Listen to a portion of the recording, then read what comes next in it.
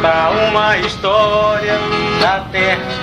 Eu entrei, terra roxa de primeira, pra conseguir batalhei, com luta e sacrifício, até que eu consegui. Muita coisa já plantada, não quero sair daqui. Não tenho ela para venda, não adianta existir.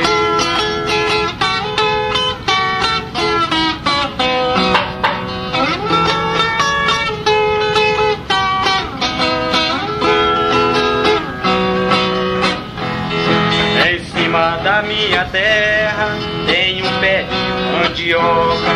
As batatas são tão grossas que tá servindo de toca. Todo bicho de buraco ali ele se amola. Ponta dela está na água, está servindo de louca.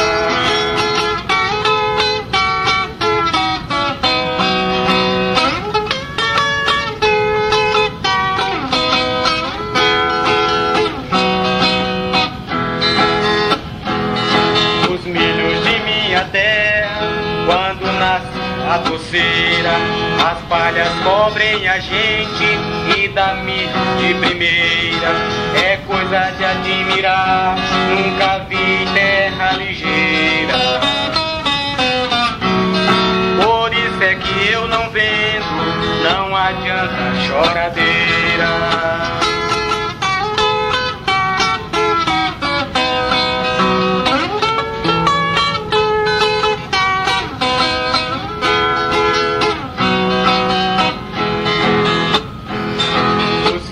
De minha terra não precisa ter adubo. As páginas que tão grossas chega a parecer um tubo. Aos canas de minha terra cresce feito o bambu.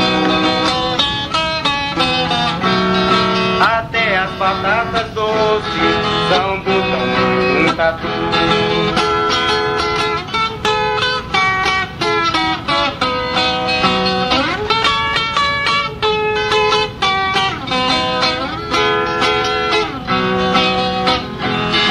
Agora vou terminando com esse alongeamento.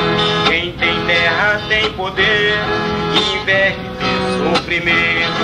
Quem luta e não luta e não toma a posição,